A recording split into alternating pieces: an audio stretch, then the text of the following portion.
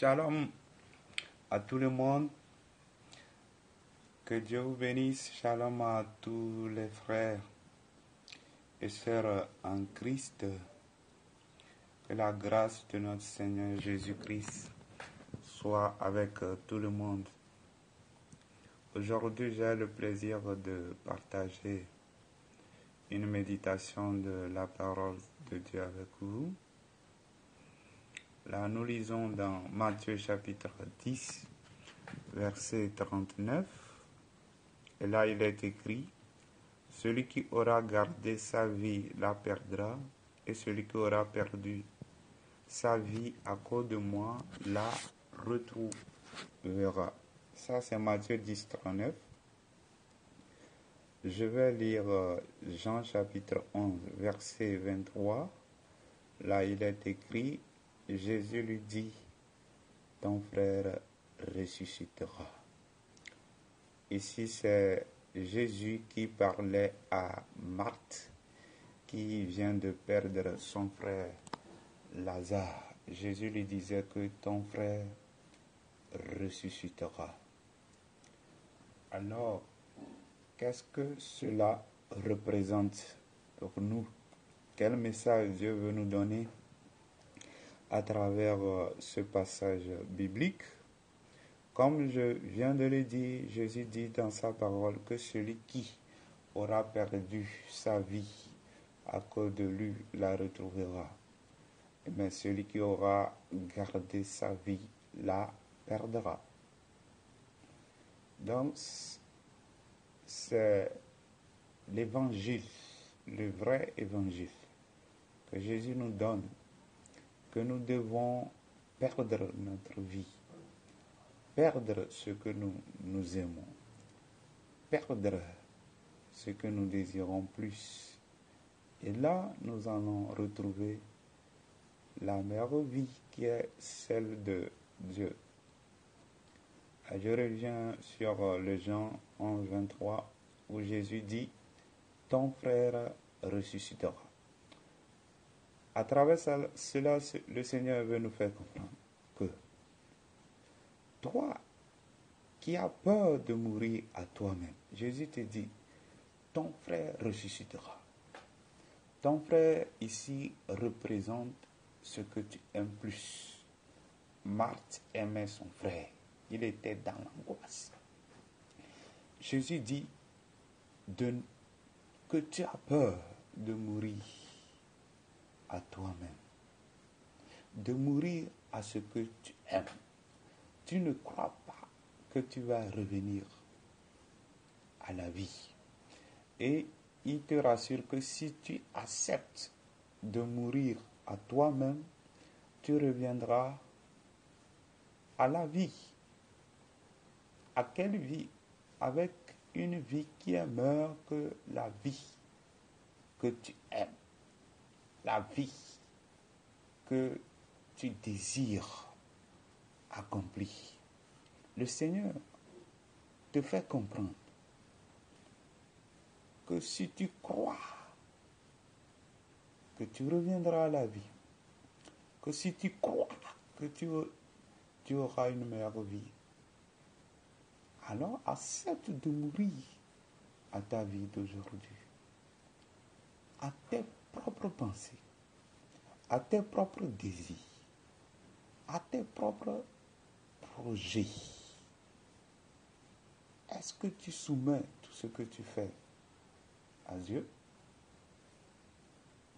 Est-ce que tu lui confies toute ta vie? Est-ce que tout ce que tu fais vient de lui ou vient de toi? Le Seigneur te dit, ne crains pas mon fils, ne crains pas ma fille, que l'ennemi ne te trompe pas. Accepte de mourir à toi-même et tu auras une vie meilleure, une vie glorieuse au nom de notre Seigneur Jésus-Christ. La Bible nous dit dans 2 Corinthiens chapitre 5 verset 17 que si quelqu'un est en Christ, il est devenu une nouvelle créature. Les choses anciennes sont passées et voici toutes choses sont devenues nouvelles. Donc, étant en Christ, la Bible te dit, tu es devenu une nouvelle créature. Dieu te donne une nouvelle nature. Pourquoi Dieu te donne cette nature-là? C'est pour la vivre. Et tu dois vivre cette nouvelle créature. Car dans Romains 8, verset 19, il est écrit que la création attend avec un ardent désir la révélation des fils de Dieu. Comment tu peux te révéler sans mourir en ancienne vie et laisser la nouvelle créature, l'homme nouveau, se révéler? Donc tu dois mourir à tes convoitises, laisser l'homme nouveau, la nouvelle créature que tu es, selon 2 Corinthiens 5, 17, Dieu te donne une nouvelle nature et on dit la création attend la révélation des fils de Dieu. La création n'a pas cette nature. C'est toi qui as cette nature. La création a la nature satanique ou adamique. Mais toi, tu as reçu la nature divine. Tu as reçu la nouvelle nature. C'est cette nature-là que la révélation attend qu'elle se manifeste. Comment pourra-t-elle se manifester? C'est lorsque toi, chrétien ou chrétienne, tu acceptes de mourir à ta vie. Tu acceptes de renoncer à tes convoitises, aux pensées qui circulent, les désirs de l'âme, ce que tu vois, ce que tu entends, ce qui t'attire plus. Tu acceptes de mourir à ça et de laisser l'homme nouveau avec ses propres désirs. L'homme nouveau qu'on appelle l'esprit que Dieu nous a donné a des désirs contraires à ceux de la chair. On dit que ces désirs, c'est l'amour, c'est la paix, c'est la justice. Donc, il faut le laisser se manifester à travers toi. Il faut renoncer ainsi à toi-même. Il ne faut pas le bloquer. Il faut le laisser et il va vivre, l'homme nouveau va vivre à toi, en toi. Et la révélation verra que il y a quelque chose de nouveau que tu lui montres. Jésus a dit, nous sommes la lumière du monde. Qu'on montre vraiment notre lumière dans le nom de Jésus. Dans la suite, nous lisons dans Jean chapitre 11, versets 25 à 26. Jésus lui dit, je suis la résurrection et la vie. Celui qui croit en moi vivra quand même il serait mort. Et quiconque vit et croit en moi ne mourra jamais. Crois-tu cela? Jésus te dit, mon frère, ma soeur, que lui, il est la résurrection et la vie. Et si tu crois, tu vivras. Amen. Quelle bonne parole. Ici, le Seigneur veut nous faire comprendre. Il a pris nos péchés à la croix. Il est devenu péché. Il a pris notre nature de péché. Et il est mort avec cette nature-là. Maintenant, il est ressuscité avec une nouvelle nature. Et avec cette nature-là, il te la communique. Et là, tu vas avoir quoi? La vie de Dieu. C'est pourquoi il dit, je suis la résurrection et la vie. Je suis ressuscité d'entre les morts. Je te donne la vie de Dieu, la vie de justice qui vient de Dieu. C'est moi qui te la donne. qui est la meilleure vie. Il dit, celui qui croit en moi, il vivra. Il vivra après la mort. C'est ça, il dit. Il vivra quand même il serait mort. C'est lorsqu'il serait mort à soi-même qu'il vivra la vie de la résurrection. Amen. Et il te demande, crois-tu cela? Est-ce que tu crois que je suis la résurrection, que tu dois passer par la mort et que la vie que j'amène à travers ma résurrection, que cette vie coule dans ta vie au nom de Jésus. Jésus a dit, si quelqu'un croit en moi, des fleuves d'eau vive couleront de son ciel. La nature qu'il te communique, si tu crois à cette nature, si tu crois qu'elle est meilleure, si tu crois que la vie qu'il amène est la meilleure vie, tu accepteras de renoncer au convoitises, tu accepteras de renoncer à l'ancienne vie et laisser maintenant Christ vivre en toi. Et laisser maintenant que les fleuves d'eau vive coulent de ton sein dans le nom de Jésus. C'est ce que la révélation attend de nous, parce qu'elle ne l'a pas. Dans le nom de notre Seigneur Jésus-Christ, nous poursuivons notre étude. Nous lisons dans Romains chapitre 6, verset 4. Là, il est écrit, « Nous avons donc été ensevelis avec lui par le baptême en sa mort, afin que comme Christ est ressuscité des morts par la gloire du Père, de même nous aussi, nous marchions en nouveauté de vie. » Amen. On dit, nous avons été ensevelis avec lui par le baptême en sa mort. Ensevelis, ça veut dire, nous avons été enterrés. Et qu'est-ce que cela représente pour nous? L'ensevelissement ou notre mort est la mort à la convoitise.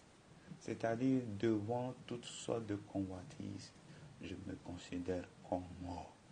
Quand mes yeux regardent une fille et je veux la convoiter, je me considère comme mort. Quand mes yeux regardent les belles créatures, les meilleures voitures, je me considère comme mort. Je n'ai pas dit que les voitures sont mauvaises, mais si je les mets à la première place, si je les convoite, alors je ne suis pas mort. Je continue par laisser l'ancienne vie m'envahir dans le nom de Jésus-Christ. On dit, Christ est ressuscité des morts par la gloire du Père. De même, nous aussi, nous marchons en nouveauté de vie. Amen. Quelle relation y a-t-il entre la résurrection de Christ et la nouvelle vie que nous devons mener? Selon 2 Corinthiens 5, verset 17, il est bien dit que si quelqu'un est en Christ, il est devenu une nouvelle créature. Vous voyez, dans la résurrection de Christ, il est ressuscité avec une nouvelle créature, parce que quand il mourait avec notre ancienne créature. Maintenant, il est ressuscité avec une nouvelle créature, une créature qui est juste, qui est sainte devant Dieu. Alors, en revenant à la vie avec cette nouvelle créature qui nous communique, on dit nous devenons cette nouvelle créature. Cette nouvelle créature, qu'est-ce qu'elle va faire? Elle va faire les choses nouvelles et non les choses anciennes. Elle va faire des choses nouvelles et non des choses anciennes. Elle ne va plus accomplir les œuvres du diable, les œuvres de la chair. Elle va accomplir les œuvres de Dieu. Soyons bénis au nom de Jésus. Ce n'est pas fini, nous continuons dans Jean chapitre 11, versets 39 à 40. Jésus dit, ôtez la pierre. Marthe, la sœur du mort, lui dit, Seigneur, il sent déjà car il y a 4 jours qu'il est là. Jésus lui dit, ne t'ai-je pas dit que si tu crois, tu verras la gloire de Dieu. Amen. Jésus dit, ôtez la pierre. Malgré tout ce que je dis, vous ne croyez pas. Il dit d'ôter la pierre de l'incrédulité et de la dureté de votre cœur. Vous endurcissez vos cœurs. Vous ne voulez pas accepter la parole de Dieu. Nous ne voulons pas accepter la parole de Dieu. Nous avons peur. Qu'est-ce qui nous fait peur? Nous avons peur de renoncer à nous-mêmes. Nous avons peur d'abandonner notre vie. Nous avons un cœur endurci. Alors que Dieu nous dit qu'il va nous donner un nouveau cœur. Jésus dit, ôtez la pierre de l'incrédulité, ôte la pierre de la dureté de ton cœur, ôte la pierre des raisonnements que tu tiens. Tu ne peux pas raisonner avec Dieu et triompher. Il vaut mieux pour toi, il est de ton intérêt, d'ôter la pierre de l'incrédulité qui est dans ton cœur. Ôte la pierre de la dureté et que tu aies un cœur nouveau, que tu laisses l'homme nouveau couler dans ta vie au nom de Jésus. Nous terminons avec Jean 11, versets 43 à 44. Ayant dit cela, il cria d'une voix forte, Lazare, sors! Et le mort sortit, les pieds et les mains liés de bandes, et le visage enveloppé d'un linge. Jésus leur dit, déliez-le et laissez-le aller. Amen. Maintenant que tu obéis, maintenant que tu acceptes de mourir à toi-même, tu acceptes de mourir à toi-même, tu acceptes d'abandonner ce qui te plaît, tu acceptes que ta chair souffre. L'apôtre Paul dit, je traite durement mon corps. Il faut qu'on traite durement notre corps avec ses passions. Là, tu fais mourir. Lorsque tu acceptes cette mort dans ta vie, alors Jésus dit que tu vas sortir de la mort. Il te ramène en vie. Il te communique la nouvelle vie, la vie de la résurrection, la nouvelle vie pour accomplir de nouvelles choses, pour marcher dans la justice et dans la sainteté. Il est dit, et le mort sortit, les pieds et les mains liés de bandes, et le visage enveloppé d'un linge. Amen. En passant par la mort, alors tes mains sont liées. Tu refuses à tes mains de fonctionner selon les désirs de la chair. Les pieds également sont liés. Tes pieds ne vont plus là où ça te plaît. Si Dieu ne dit pas que tes pieds bougent, tes pieds ne bougent pas. Si Dieu ne dit pas à tes mains, faites ceci, tes mains ne le feront pas. Ce n'est pas fini. On dit le visage enveloppé d'un linge. Amen. La mort aussi représente d'envelopper notre visage d'un linge, d'envelopper notre mentalité, notre système de raisonnement. Parce que Dieu dit, mes pensées sont au-dessus de vos pensées. Laissons nos propres raisonnements. Laissons notre système de pensée, les raisonnements philosophiques, les raisonnements, la logique humaine.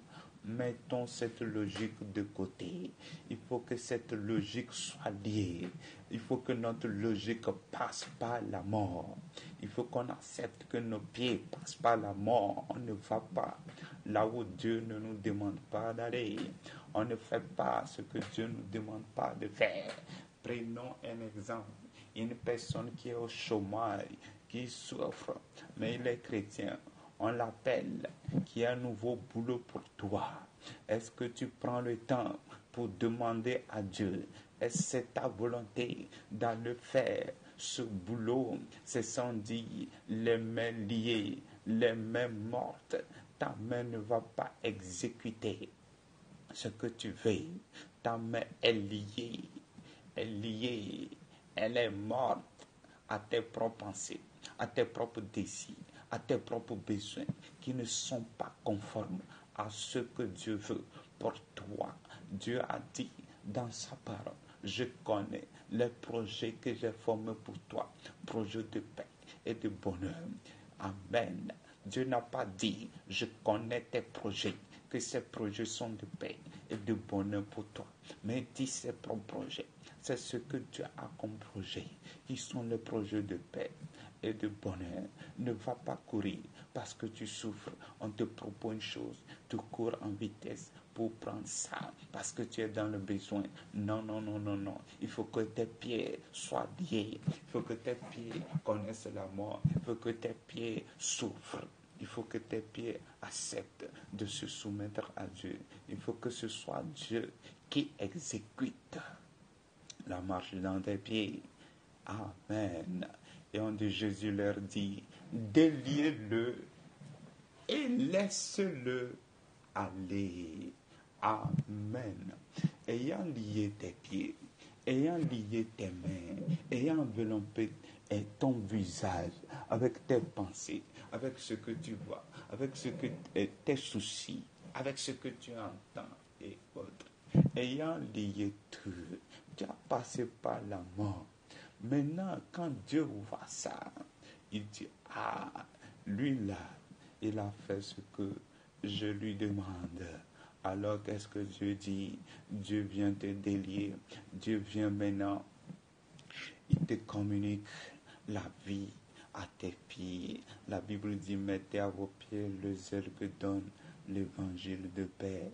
Dieu te communique la vie pour que tes pieds aillent là où ils doivent aller.